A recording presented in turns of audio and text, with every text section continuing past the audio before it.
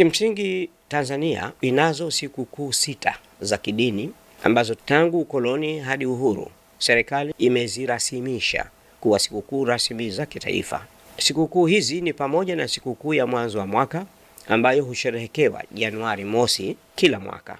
Sikukuu nyingine ni ile ya Pasaka ambayo husherehekewa katikati ya mwezi Aprili kila mwaka, na sikukuu ya tatu ni Christmas ambayo husherehekewa mwishoni mwa mwezi wa Disemba kila mwaka, na hizi ni sikukuu adhimu na tukufu kwa mujibu wa imani ya dini ya Kikristo. Sikukuu hizi tatu ni za Kikristo. Miaka yote huangukia katika sikukuu za likizo za mashule kwa mujibu wa ratiba zinazotengenezwa na kuratibiwa na Wizara ya Elimu ya Taifa. Kwa kuwa ndani ya vipindi vya likizo wanafunzi wa Kikristo hupata muda wa kutosha wa kufanya maandalizi ya kusherehekea sherehe hizo kwa mujibu wa misingi ya dini yao, na hawana kinachowazuia kushiriki kwa sababu tayari ratiba ya Wizara ya Elimu ichaziweka ratiba utekelezwaji wa sikukuu hizo uendane na siku ya Christmas. Kwa upande wa Uislamu tunazo sikukuu 3 kadhalika kubwa ambazo nazo zimerasimishwa kwa kuwa sikukuu rasmi za kitaifa, na katika tarehe zake hufanywa mapumziko ya shughuli zote za kiserikali zikiwemo zile za mashule.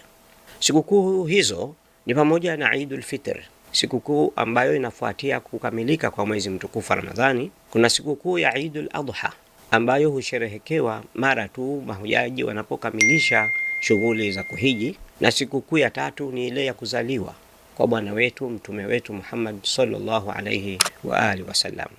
Kwa bahati mbaya au kwa mpango maalum, pamoja na sikukuu hizi za Kiislamu kurasimishwa kuwa za kitaifa na kupewa hadhi ya mapumziko katika tarehe zake, lakini mara nyingi huangukia katika vipindi ambavyo si vya likizo kwa mujibu wa ratiba ya Wizara ya Elimu. Matokeo yake, pamoja na nadharia hiyo ya mapumziko, lakini watoto wa Kiislamu huwajibika kusherehekea sikukuu hizo mashuleni kinyume na wenzao wa Kikristo kama tulivyokwishaona hapo nyuma. Jambo hili husababisha washindwe au wakose kusherehekea sikukuu hizo kikamilifu kwa mujibu wa misingi ya Kiislamu, na zaidi kuliko yote watoto wa Kiislamu hunyimwa fursa ya kutekeleza ibada zinazoambatana na sikukuu hizo. Sikukuu ya Eidul Fitr ina makusudi mawili makuu. Kwanza ni kumshukuru Mwenyezi Mungu mtukufu kwa kutuwezesha kila mmoja wetu kukamilisha utekelezaji wa ibada ya mfungo wa mwezi mtukufu wa Ramadhani, ambayo ni moja kati ya nguzo 5 za Uislamu.